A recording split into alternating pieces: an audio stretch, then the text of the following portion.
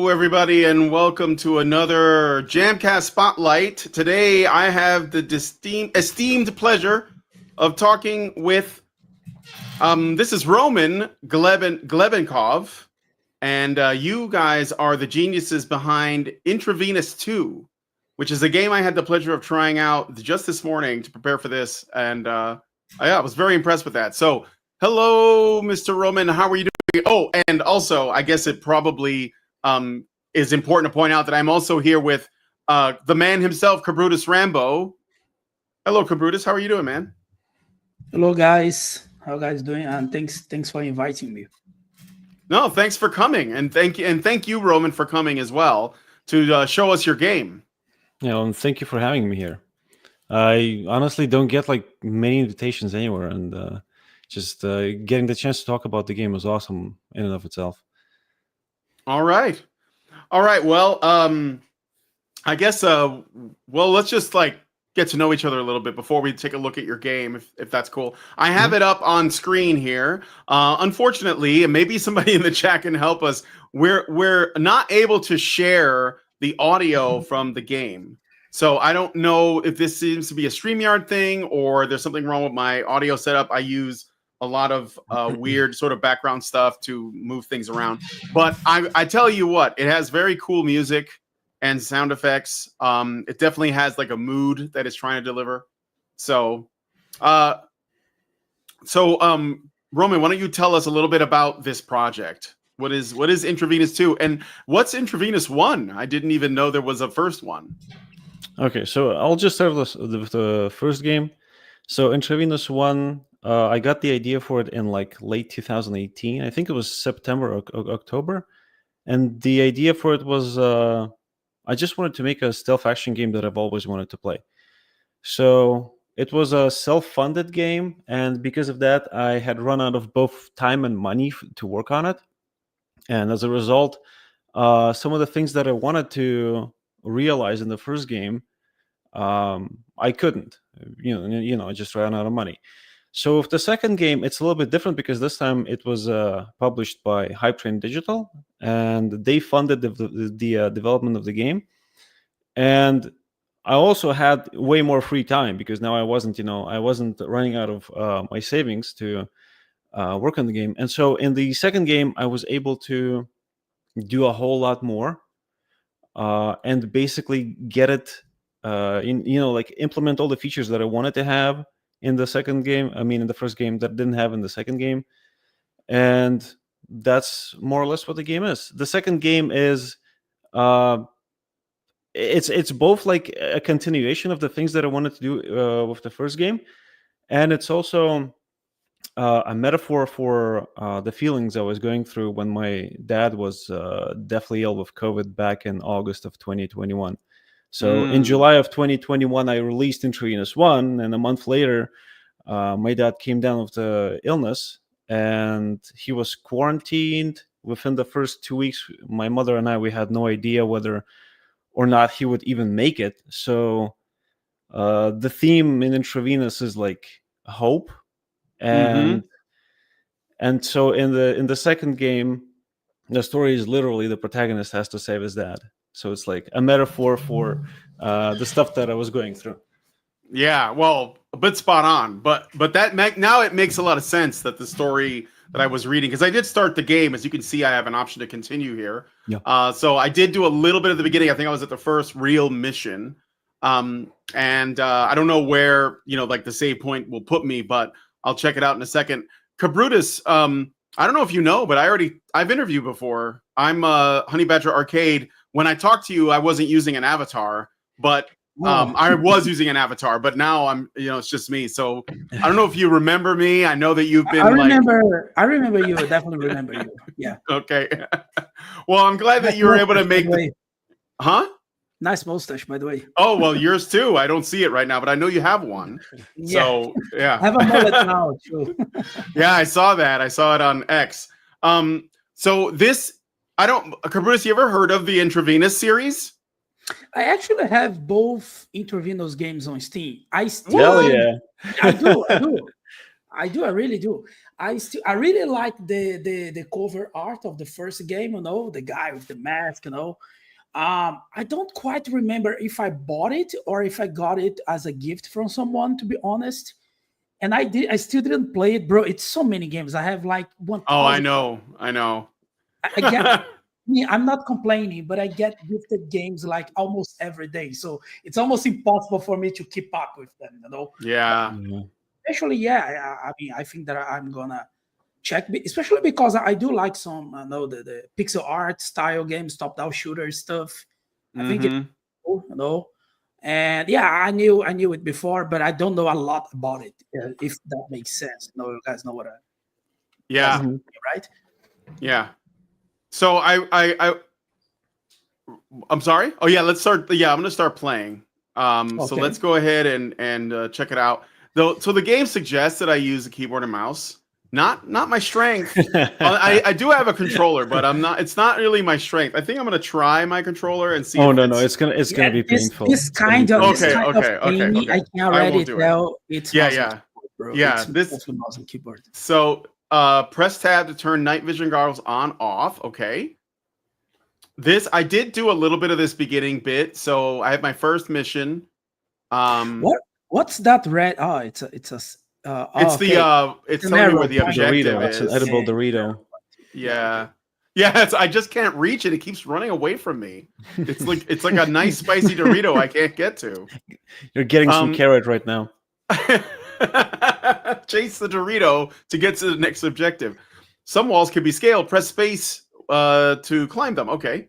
So this is a wall I can scale. I guess it's like lit up. So I just press it and then I'll climb over. And and I love these like shadows too. Like you see, do I have a flashlight or is this just my vision? This is just your vision. Initially, the idea it's like a leftover from the first game.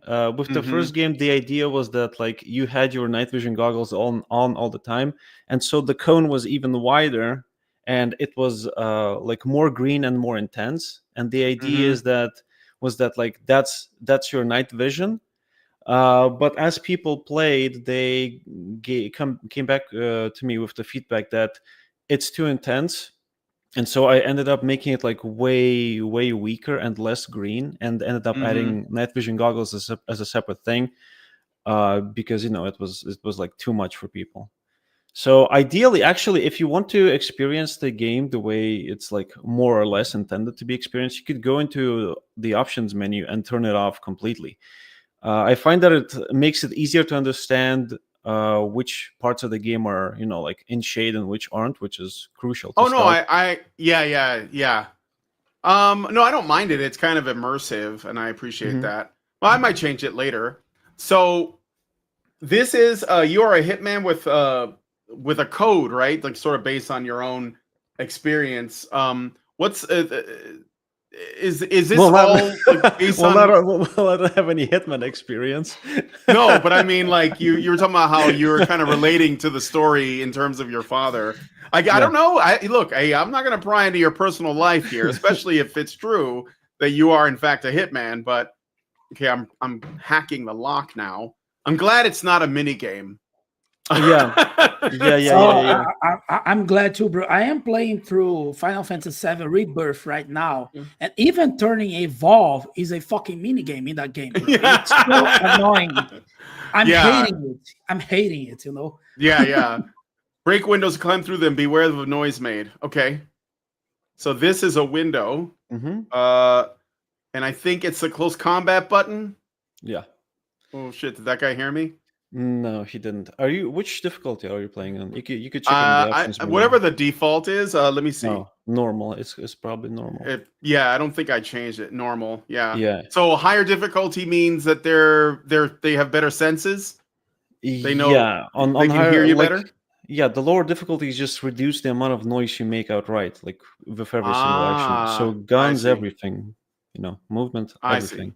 I see. Okay. I'm not too sure whether normal reduces it, but I think it probably does, because I remember people were complaining a lot with the first game that it was very difficult to do anything without making too much noise for enemies to hear. Yeah. Z, get 12 gauge buckshot. So are these things I can take? Yeah, like Next Q. Okay. I see. So there's like some. So I can just grab all this stuff then, right? yeah, if you want Maybe. to, yeah. Except Okay. for bandages, because you're full on health anyway. Right. Okay. So I'm not hurt. Okay, fine. How do you know? Okay, so grab that. Yeah, I mean there's like such a thing as emotional hurt. It's possible. Uh Not fixable with a bandage, though. yeah. It says max, so I can't grab anymore, huh? Yeah, if you go up closer to the sawed-off, you'll be able to pick it up. Oh, that makes sense. Yeah, the Oh, amount of ammo you can carry with you depends on like which weapons you have on you. So if you have a shotgun, you can carry more shotgun ammo and stuff like that. so I got the shotgun. Now I can grab it. Hey. Yeah, yeah. You can just press Z to pick it up. Oh, grab everything. Yeah. I'm sorry. I'm like being like an old woman in line at the grocery counter. You're being Can I? you're being that one game journalist who played Doom 2016. Okay, I think that's good. I'll just leave the rest of this stuff, right? Yeah. Oh, and one more thing. Oh shit. Uh-oh. Uh-oh. Uh-oh. Yeah. They're Oh gonna shit. get you. They're gonna get you. They're gonna get you. No, I It's didn't mean to over. do it, guys. I didn't mean it. It's so you gotta reload. Just How do I reload? Press can you R. stop missing the shots? Oh shit. It's over. Okay, all right. Reset to last save. Let's try that again. Okay. It kind of has some old school Metal Gear games vibes, Yeah, like, dude, totally. yeah. Say what? So what was that? Oh, I don't. Oh, I see it. Dean asks, "What was the biggest lesson learned from the first game?" What was the biggest lesson learned from the first game? Probably to cool it with the difficulty settings. The first game. I don't know what you're talking about. Yeah, you're playing a normal and this happens. But in the first game, the game even discouraged you from playing on like the easiest mode by locking all achievements except for except for just one, which is called Games Journalist.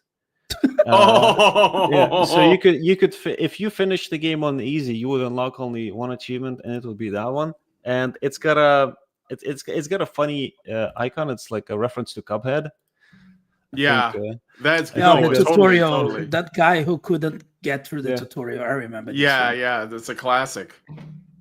Yeah. Yeah, but aside from that, the difficulty settings. Oh man, hang on, let me check. If I recall correctly, the names of the difficulties themselves are shifted. So, for example, in the game files, like in the code, the easy difficulty is actually called like the easy is called very easy, and normal is called easy because it was just too difficult for people. So I had to take the existing difficulties and tone them down and change their display name because otherwise people would get discouraged. What do you mean I'm playing on very easy? I want to play on hard, and then they play on hard and they get their ass kicked. So I had to change the name of the difficulty so that people would be more inclined to not go overboard with the difficulty that they choose. Yeah. I must say that I really like the pixel art animations. I don't know if you are the guy who did that. Was it you? No, No, no, no. I was just I was in charge of programming, writing. Okay. So everything that isn't art, sound, and music, that's me. Mhm. Everything else, I hired freelancers to do those things. And the person who did the art, Gregor McNeil is his handle on Twitter. He did an excellent job. He was responsible for all the animations in the first game, and then those animations carried over into the second game. And I had to hire other people to take the existing animations and make new enemy variants animations, because it was a lot of work. If you take a look at the sprite sheets. I think it's like 36,000 sprites in total just for all the animations, if I recall correctly. Yeah. That's a lot. But yeah, very very well done, I must say. It's excellent. Yeah. So is this okay? So there's a lot of stealth games. I think stealth games can be really hard to do because they can end up becoming kind of a, I don't know, Boring. like not boring. Well, yeah, boring kind of, but what I'm saying is sometimes they become like the only way to do things. Like, you Yeah. know, like that, like, and I guess you have a more open-ended approach, or is that not true? With both games, I try to design the gameplay and the levels themselves with the idea that they can be played. That like stealth is like number one; it comes first. Yeah. But that doesn't mean that the combat side of things should be done poorly. And so, with Intravenous 1 and 2, I tried to keep both stealth and combat on the same level in terms of how it, how nice it is to play in those two play styles. So that, for example, if you play, let me take Splinter Come here, Cell buddy. Chaos Theory as an example. In Splinter Cell Chaos Theory, if you try to play it as a shooter, it was horrible, and that was intentional to force you into playing it like a stealth game. I really like the stealth gameplay of Splinter Cell, the first three games at Yeah. least. I never played those, but yeah, I've heard good things. Yeah, so I really like the stealth gameplay of those three games, the first three, but I didn't like how restrictive the action part was. And so with Intravenous, I wanted to just take the best parts that I liked most about Splinter Cell, and then put my own spin on the on what I would expect from like a stealth action game. So for the shooting side of things. Mm. He's holding the gun sideways. You know that means he's shooting to kill. Oh, oh yeah. Their animations is also like an indicator of how experienced they are with guns. If they're Oh. holding it like this, like sideways, that means they're like inexperienced and they're much worse with guns than later on in the game. Yeah, that makes sense. That makes a lot of sense actually. You Roman. Oh, sorry. Go ahead. Go ahead. No, Ben, you're good. Go ahead. I'm just want to ask a question, just out of curiosity. Do you plan? If you already talked about it, I'm sorry because I didn't hear it. But do you plan on making a Intravenous 3? And if you do you also plan on like evolving the game itself, like turning it into a person shooter or even first person shooter, something different from the top down shooter, style, Uh, and how to make yeah. spots going 3D, this kind of stuff. Just technically evolving the game. Yeah, well, I haven't really made any official statements, and the way I look at it is, if I can come up with a storyline that I consider to be interesting, and if I can come up with enough interesting gameplay mechanics and like new inclusions and improvements to integrate into the game, then I will make it. Right now, I have like 20 things written down in a text file that I would like to do in an Intravenous 3, and well, I don't want to go into the specifics, but there would be like how do I put it without saying too much? It's okay, bro. If you can't say it, you can't say it. No, it's fine. I'm not bound by any contractual like by any But agreement. I you just don't want to spoil the surprise. I understand that. yeah, but if I decide to do it, it's gonna keep the same core gameplay, both stealth and action, but it's going to like, I want, if I make a third game, I want to have it feel like it's a big stakes thing happening. So I guess that's the best way I can put it. But aside from that, I don't see the point in moving to 3D right now because as it stands, I'm still a solo developer, and moving on to 3D is a huge task. I would need to switch to a different engine. I would need to learn the ins and outs of it. And if I am going to make a third entry in this game, it's going to be 2D again, because I'm just comfortable with that workflow. I know the ins and outs of my engine, and so I can do basically my best work working with the same code base than by Oh switching shit! to than by switching to 3D and a whole new engine. I see. I pushed the wrong. I got spotted. And I have the Well, wrong gun. I think I picked up some other guy's gun. I I'm made gonna the go get question my because gun. I made the question because you mentioned that you really like Splinter Cell games, right? And we know that Splinter Cell franchises. I mean, when was the last time they released a game? Like 50 years ago or something Oh like shit! that, There's like right? 5 dudes looking for me. 12 years ago, So, yeah, so it would Blacklist. be cool. Yeah, it would be cool to see a spiritual successor. You know what I mean? That's why I asked it.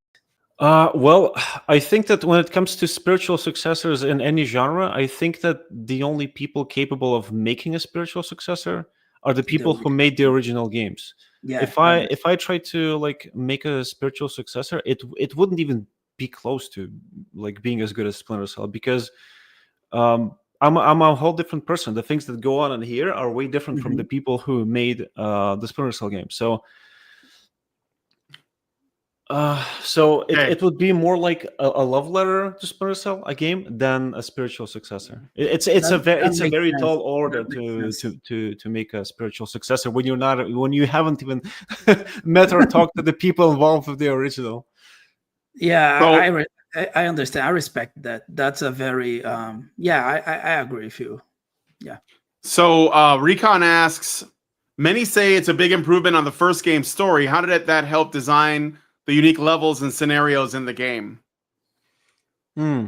Well, the levels in the game, uh, I don't know what the workflow is for like for other developers and other people is like when they make games, but the levels in the second game and in the first game, really, they're like written with the story in mind. That is, I don't make the levels and then write the story. I first write the story and then make the levels based on where it goes. Or am I not understanding the question correctly? I'm not sure.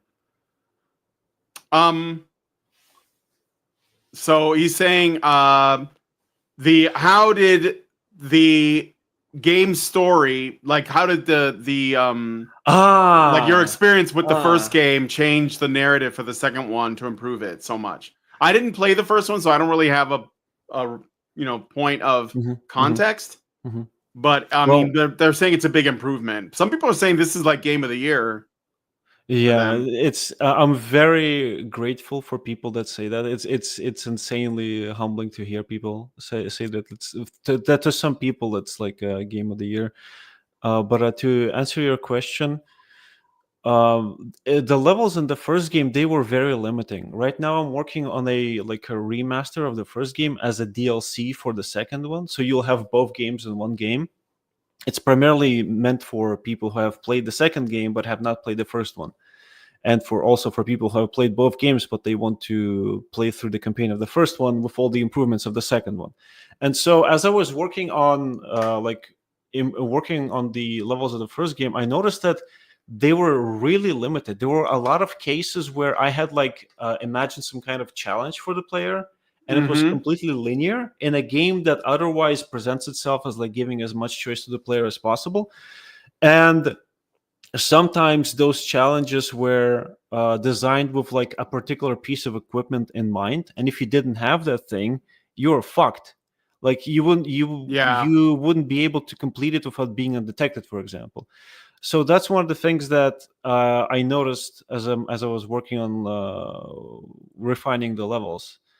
But aside from that, well, you can't really do a very good job with something when you try it for the first time. So I would like to believe that I got better with in regards with level design in the second game.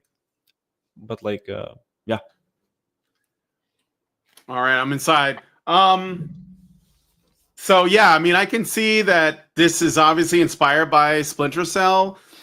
Is there a particular reason why you like this sort of like top-down perspective? Because that's also reminiscent of the old Metal Gear games, like Kabruta said.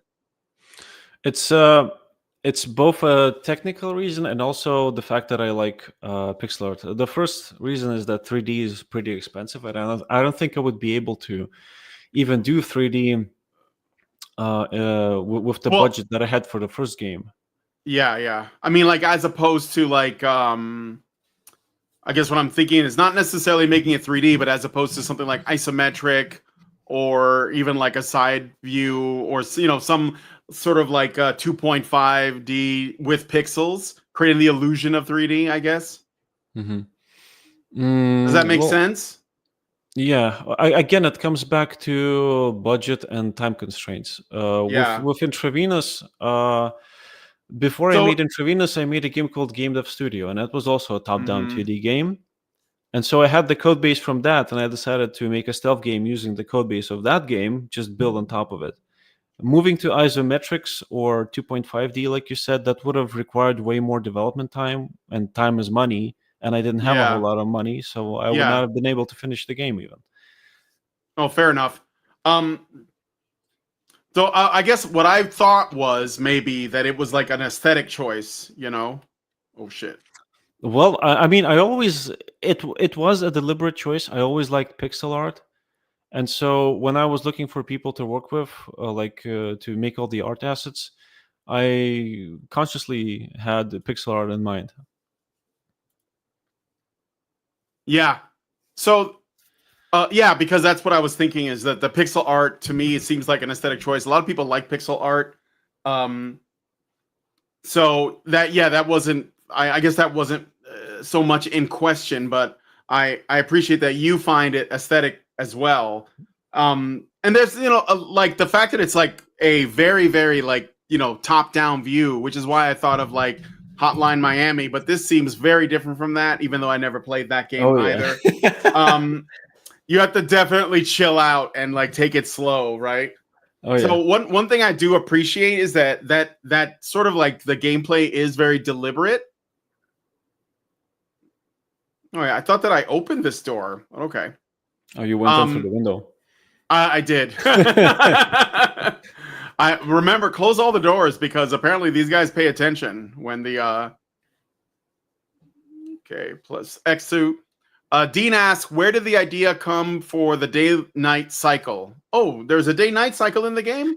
There is one level where you can choose whether you want to go in during the day or during the night, and the idea for that came to me fairly early in the game's development, and I thought that was going to be like a big thing about the game. And initially, I wanted to have at least 3 levels with the choice to go in either during the day or at night.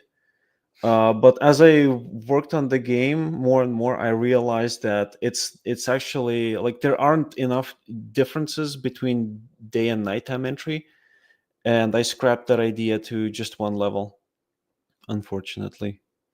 Mm, I made the first level with the day nighttime selection, and like you can change the patrols, you can like reduce the amount of NPCs on the level, like enemies or pedestrians, but mm-hmm. that's not enough. It doesn't give enough gameplay variety to warrant like working your ass off on like a lot of levels, because setting, because when you have a feature like day or nighttime entrance selection, you have to design the whole level from the ground up for that particular feature, and that takes a Yeah. shit ton of time on its own already. And if it's just like a couple of different patrol routes, why waste the time? It seems cool. It's one of those things that looks cool on paper, but in practice it's nothing special.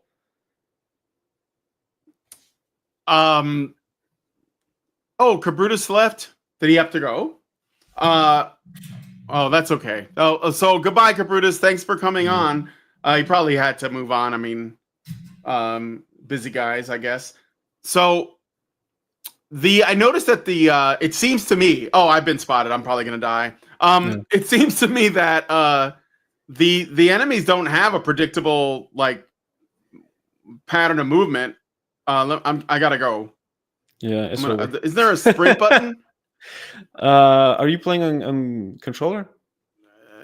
Yeah, I died. Yeah, I got No, that's further just on mistake. controller. I know. It Yeah. was probably it's okay. It's okay. So it's all right. I got a minute to talk here. I don't know if I'm gonna do this mission, but Hello. I'm gonna keep Oh, trying. welcome back.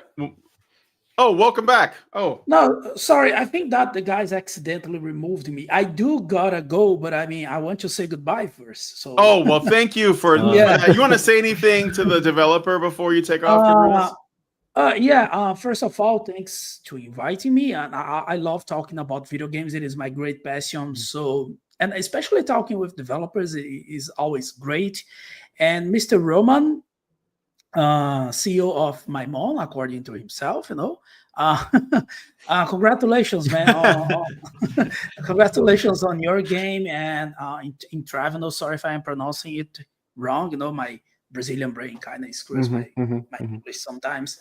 And congratulations on your game, bro. I mean, I am, and you are you are the kind of the developer that this industry needs. Like developers that just want Thank you to very much. make good games and Yeah, just definitely. yeah, just want to make good games and respect the player base, this kind of stuff that I've been preaching over the internet for almost a year now. So again, man, congratulations. I'll see if I have some time to check your game out, because right now, bro, I'm so busy. You guys have no idea. I'm extremely busy. I would love to stay No. a little bit more and talk a little bit more with you guys, maybe next time. Okay, so again, thank you guys, and yeah, see ya. Have a nice All one. right, man. Thank you. See you later, Cabrutus. Um, yeah. So what I was going to mention before I've Yep. got, so what I noticed is that for a lot of stealth games, um, you have like your mobs, right? Your Hmm. goons, whatever. And a lot of the early ones, they move along like a very sort of predictable path. Like you watch them for a little while and then you get a sense of what they're going to do. But maybe I'm just like not paying attention, but these enemies seem to be a lot more almost organic. Like they just go into a house and I'm like, whoa, what do you guys? I thought you were just patrolling outside, like I made a mistake. Like, how did you, I know if there's trade secrets, you don't have to share them, but I'm wondering how you did the, what the AI for for these patrolling enemies are, and how does that change with the higher difficulties? Cause you mentioned the skill level, you know? Hmm. If I recall correctly, the only thing the difficulties control. Oh, right. The difficulties control their reaction times and also whether they will be like more aggressive in combat. Um, but aside from that, the AI. I mean, it's a stealth game, so the one thing that I don't like about stealth games is predictability and like Yeah. routine, or like you watch a guard, you figure out his pattern, and then you take him out, and if shit goes south, then you either die immediately, or if it like drags on, then the combat isn't fun to play with. So with Intravenous 1 and 2, I tried to make AI that would give you a hard time in combat and also would be fun in combat.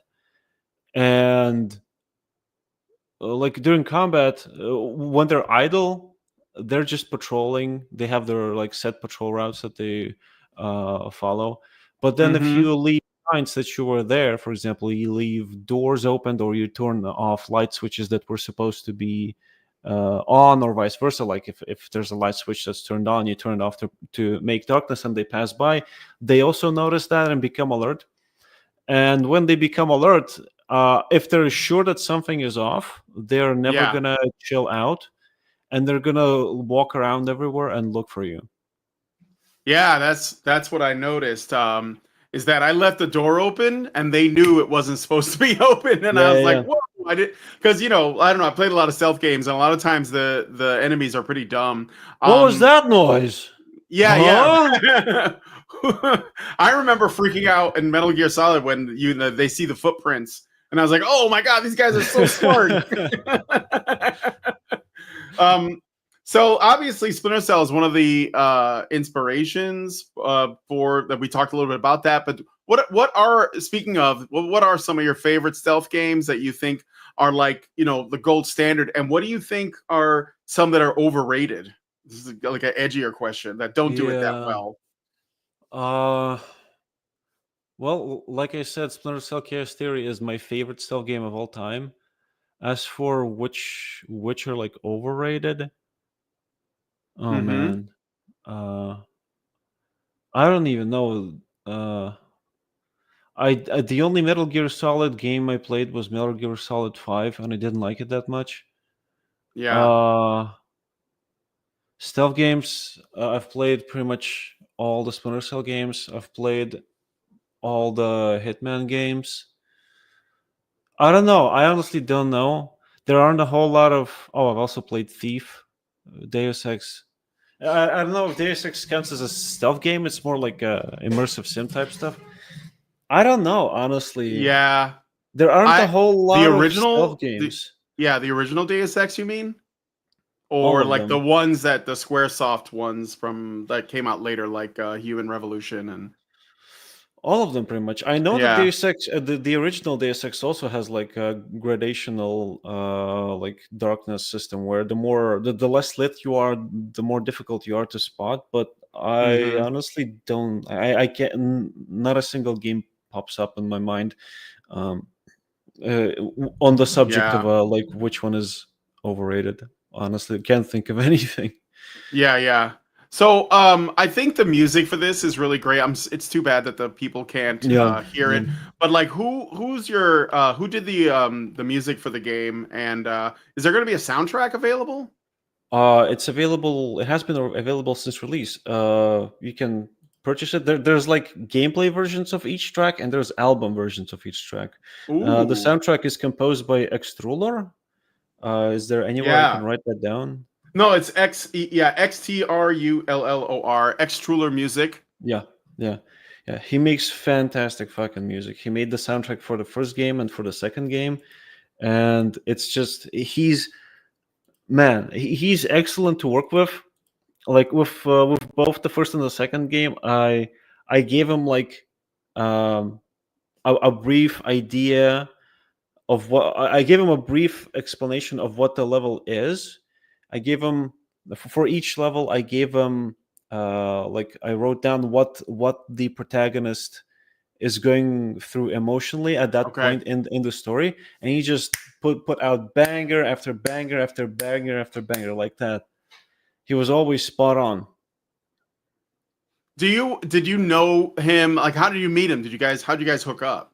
Out of Oh, curiosity, like, was he like a friend of yours or something, or were you like putting out we a call? we got acquainted 13 years Okay, ago when I was still making mods for Gary's Mod.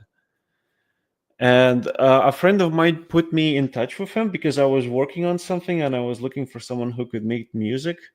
And that friend of mine, he knew him, I think in person even.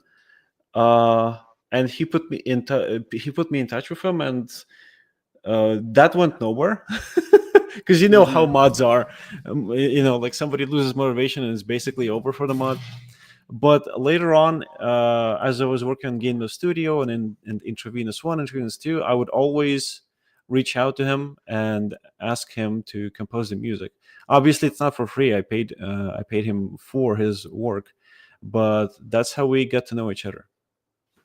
Mm. Hi, Brian. Hi, Roman. Hi. Hi. I thought I'd jump in here just a little bit to help you out, since I think it's kind of hard playing this game, which is quite hard, as well as doing the interview. I I mean, hope I'll just you. keep dying. It's okay. It's fine.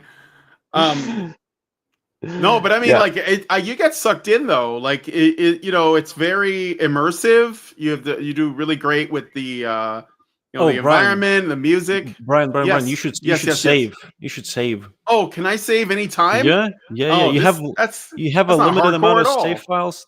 You have a limited amount of save files per level. They're not infinite. Okay. Where's the? Oh, really? Oh, okay. So, how do I do that? Is it just right here? Yeah. Oh, yeah, See, right. boom. 11 files left. Okay. Let me see if I So can you get can save 11 get times inside the more. house. Okay, I'm sorry, Recon. What were you gonna say? No, I was just going to ask a little bit of a off tangent question. I hope that's okay. Were you surprised that Smash JT retweeted you, and what's been the reaction since then? Have you gotten a lot of people looking into your game? Okay, I'm gonna Mm, die now. well, I was definitely surprised. In most cases, when I reach out to some influencer, nothing ever happens really. Which is, like they're not obliged to do anything really. But Oh shit. to answer your question, no, the reception has been mild. There were a couple of sales, but nothing special at all. Usually, when things like that happen, for it to have any decent effect, there need to be like YouTube videos after YouTube videos being made about the game, for there to be any like tangible difference. I'm still extremely thankful for the fact that it happened, because if Smash GT wouldn't have talked about it or mentioned it in any way, I wouldn't I wouldn't be here, and I wouldn't be talking to you guys. But to answer your question, the reception has been mild. There has been a tiny uptick in sales, but nothing dramatic. Well, I hope it comes along after a while, at least. I think you're going to get a lot of fans, because I think reaching out to the right people, influencers as well. I feel also, you see Kabrutus came on as well. I think this corner of the internet is very, should we say, inclusive, Brian? I don't know. Supportive. I was actually sure. I was actually surprised to see Kabrutus on here. I had no idea. Yeah, he jumped on it as soon as I said it. Actually, he's a good dude. I mean, I interviewed him before. He's very normal, like the rest of us. Not weird at all. I gotta say though, honestly, about your story, it really makes a lot of sense, and I really appreciate it, because I think that one thing that people miss about gaming, and I try to make this point as often as I can. So like, gaming is the new way that we consume our stories, and we tell stories that are important to people, that actually have a moral, core to them, and a heart, and they're human. And it's the new place where we do that, because I don't know about your country, but in the States, like, Hollywood is dead, TV is dead, books are dead, like everything has been corrupted and twisted and essentially been remade in the image of narcissists. But video games remain kind of like a creative space where, people can talk about whatever they want, and they're coming for that now, right? And so, like, when you said that this, you managed to make this thing that with your father and COVID into like a game, and I found it relatable, and I didn't even know the story. I didn't know it was about anything real, because I knew people. Like my father-in-law passed away during COVID, and he lived in Canada, and we couldn't go to his funeral because of the restrictions they had. And so what my wife had to do was she basically watched the funeral on a Zoom call. Like, there was nobody there. It was like people on there, and I was just thinking, like, that's a crazy, like, the stuff that we've been learning about what's happening in the world and everything. There's so much potential for plots, for stories based on that. It's that crazy, right? So I just wanted to tell you that I know that that's not something we talked a lot about, but I think the story for this is groundbreaking, honestly. Like, because this is where it's happening. This is where the new stuff is going on, in my opinion. Well, I wouldn't say it's groundbreaking. It's I mean, I appreciate the sentiment, but it really is nothing special, in my opinion. Ultimately, this game is just my attempt at immortalizing my father. And, given that I was hoping to finish the game and release it while he was still here, but he passed away on June 1st, back in 2023. Can I ask a game dev question? You say you commissioned a lot of artists. Yeah. Was that challenging in any way? Oh, did you have to go through? I'm saying it because I kind of we've asked this question before. I can tell you that much. Yeah, it was challenging, because first you need to find someone who is going to be interested. If someone's interested, it's not a guarantee that they're available. If they're available, there's no guarantee that they're going to be, available forever. If they're available, there's no guarantee that you'll be able to match the rate they're asking. And then who knows what's going to happen. For example, one of the pixel artists that I worked with, who was excellent at pixel art, literally got drafted to the Ukrainian military 1 month into working with him. And I thought I found someone who did, was excellent at pixel art, and then suddenly, boom, he's gone, and I need to find a replacement. And that was all happening, if I recall correctly, as we were rushing to finish up like this little prologue game, which is basically like a demo version of the game, but as listed as a separate game on Steam. And suddenly, boom! I the rug got swept up from under my feet, and I had to get find a replacement fast. So yeah, it's not as easy as people think it is. Oh, there's a bunch of people online. Just get on Twitter and DM someone. Absolutely not. Yeah. Yeah, definitely. All right. I'm gonna see if I can get to. I'm gonna die. I know it. I'm not good at these, but I enjoy trying. They're all alert. They're just walking around looking for you. I don't think you're in that much trouble. Can always hide behind the bush. I'm not in that much trouble. I've been hiding the whole time, or at least trying to poorly. Sneaking around. I want to break this window. Yeah. I don't think anyone's gonna hear it. So yeah, I gotta get in, right? Yep. Okay, I'm in now. Okay, finally. Oh There's yeah, you got Is that the target? Yes, you got to talk to this guy. You got to talk to him. All right, let me just make sure it's empty. Wait, I don't like that laugh. No, it's fine. It's fine. But you got to talk to him. All right, I'm gonna check this really quick. Oh, that's a closet I could hide in. All right. I'm not gonna delay anymore. These guys are like walking around. Oh yeah. Yeah, you gotta hurry up, man. All right, get in there. Get in there. Okay. Go for this dialogue, and then I'll wrap it up. I made it. What the?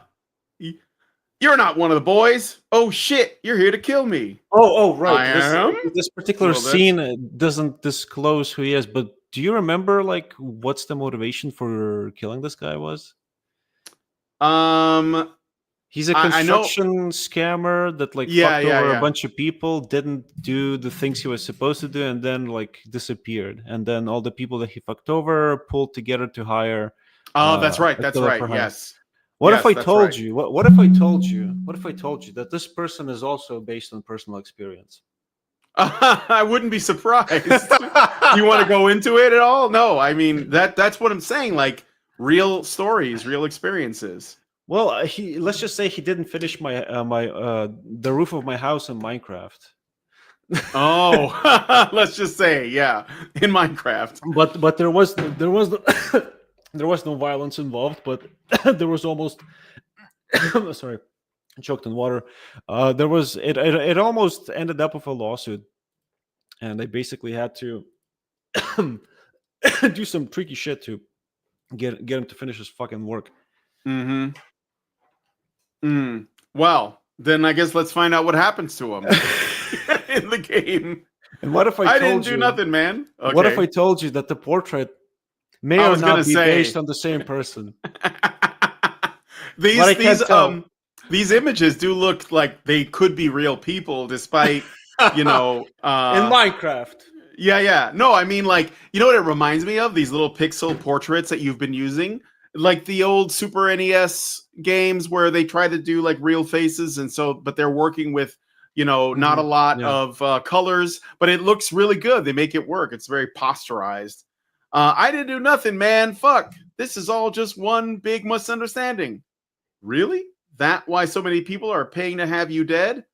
No. I didn't do anything. They're lying. They screwed me over, and they're lying. Those damn workers never get shit done right. So no one ever pays in full, and I end up taking the fucking fall. You believe me, right? You want me to believe that a dozen people that have nothing in common except construction all conspired to fuck you over? Yes, that's exactly it. You wouldn't believe how they mess things up each time. Every time I find a new client, they just fuck it up. Every time. I'm knee-deep in debt because of these assholes. Sure didn't seem that way with how many armed dudes and a nice mansion you could afford. Yeah, this is kind of a nice mansion. Yeah, no, I mean, fuck. You gotta believe me, man. It ain't my fault. Never is. Oh. Uh-oh. Now they're mad. Oh, they didn't hear that. Don't worry about that. They're just continuing to search for you. It's a little late for that. Okay, so I wonder if can I like climb up here? No. Are they gonna come in here? No, they can't. Don't worry about that. Oh, okay. I mean, they can walk in, but they're not gonna patrol here. All right. So should I jump out of the game? Is that what you were saying? Oh, there is. Yeah, I don't see a way to get out. Could turn the lights off. He's sleeping. Leave him alone. All right. Compromising material. That seemed important. Yeah, those are money pickups. Okay. We got another question. Jonas asked, what kind of skill progression and weapon customization options are available? Oh, yeah, there's a lot of stuff with preparing and shops and whatnot. Tell us a little bit about that.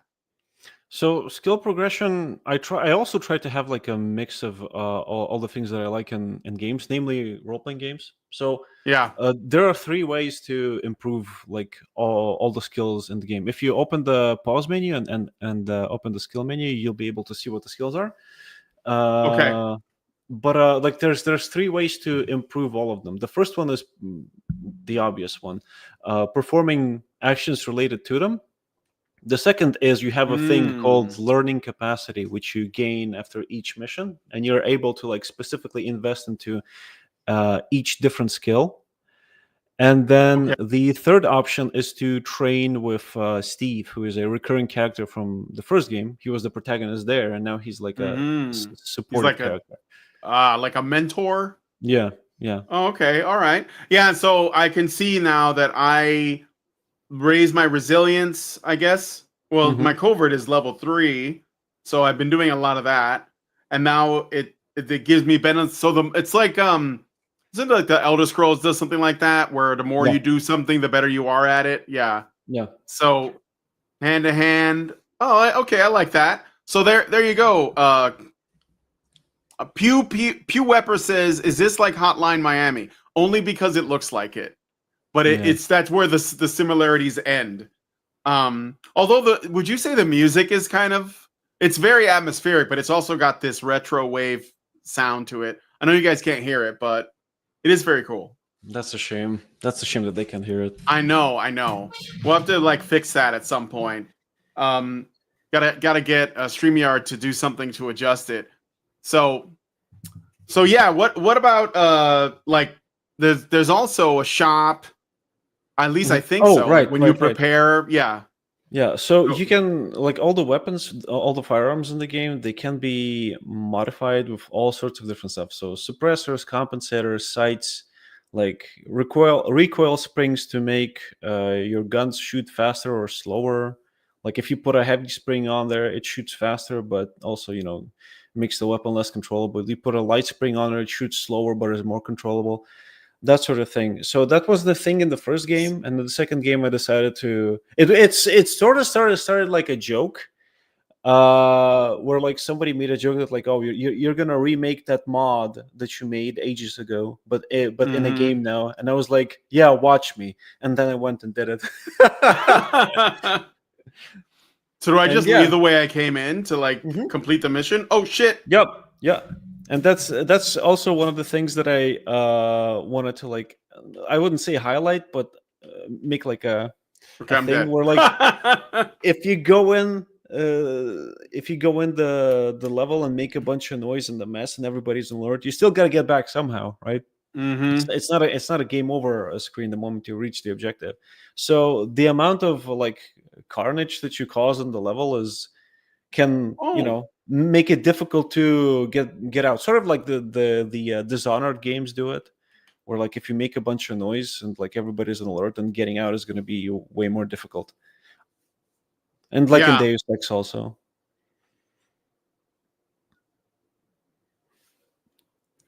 Oh right, all this time you've had a gadget which allows you to like temporarily I didn't use it. Lights. Yeah. It was honestly a little bit difficult for me to keep track of what was going on in the game, simply because there's no audio. I'm like looking at the screen and I'm listening to the questions, but because there's no audio, I'm like, I'm not registering it consciously. I know, I hear you. I get that completely. I think I'm gonna get. Oh no! Wait a minute. No, you could hide for a bit. Yeah, they're gonna look around and then pass. Where are they gonna go though? They're gonna keep searching for you. Yeah. They don't see me. Okay. Yeah, you can go. You're in the dark. You're difficult to spot. Don't worry about it. Yeah. Okay, and then just make a run for it. Oh, you might want to reload your sawed off because it's How do I reload? I'm on a controller now. Oh shit! I don't remember. I don't play with the controller. Oh, how is it on the keyboard? It's fine. How is it on the keyboard? R. R on the Oh, well, that makes sense. Yeah, do I have to stand up? Yeah. Okay. All right. Control. Yeah. Control R. Okay. There you go. Space. Okay. Just want to make sure. I may have to shoot somebody on the way out, but Oh no, maybe not. So. You're in the clear. Make a run for it. Shift. Yeah, shift. You can also adjust your movement speed with the mouse wheel. Oh, that's cool. Oh yeah, I'm with that. That makes more sense. Yeah, shift just brings you up to the fastest possible speed, like if you're in a pinch. The game was extremely kind to me and said that I have a high stealth and quiet. I know that's not true. I know that's not true. But hey, I got through it. Like that was pretty good. I see the appeal of this a lot. All right. So yeah. All right. We should well, final thoughts for me is that this is definitely a strong game, and I like that there's so much good stuff coming out of the indie space. Like with what Kabruta said, I think that, would you say, as a professional, because I don't know anything about this, would you say that despite the fact that I know this was a lot of work, do you think that it's becoming like the bar for entry as a game developer is like lowering? Because it used to be like, kind of out of reach for a lot of people. I don't know if it still is. Honestly, I don't know. It's I honestly don't know. I literally don't have. I don't think I have like a single person that's like. I don't know a single game developer friend, so I really can't tell you. I mean, with how commonplace like GitHub is, and with how game engines are becoming like more and more easy to access, I guess it could be lowering, but even if it is lowering, it's like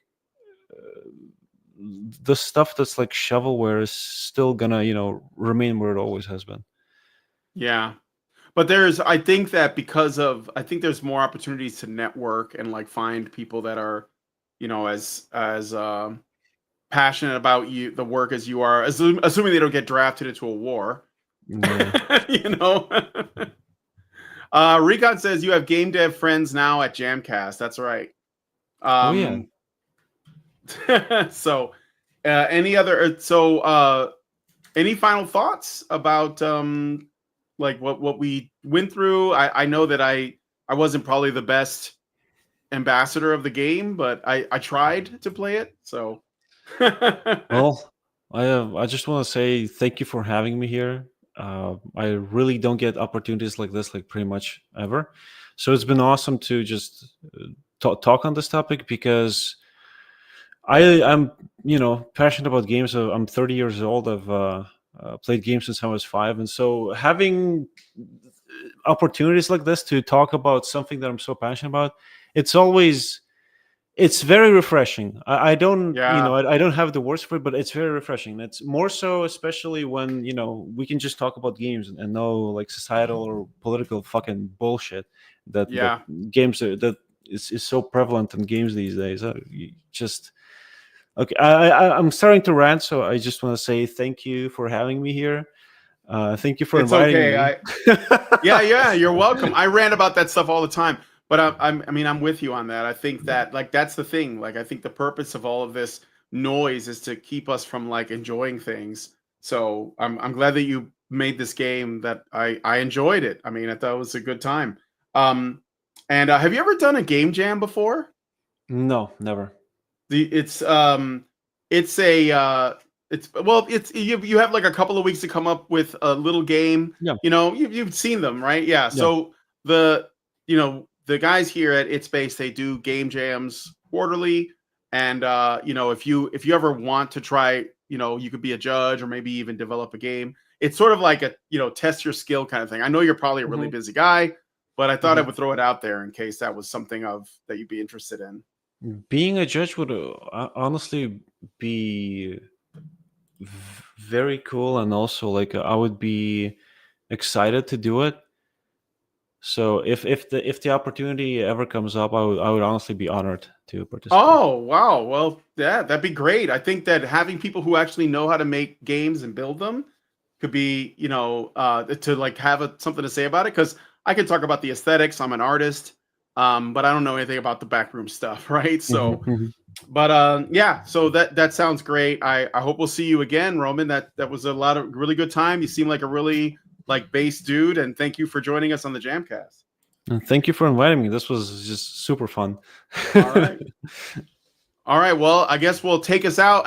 Everybody, if you haven't already, subscribe to the channel, follow us on Twitter, and leave us a comment. Let us know what you guys think. Join the Discord, and we'll see you guys on the next Spotlight at It's Based. Good night, everybody.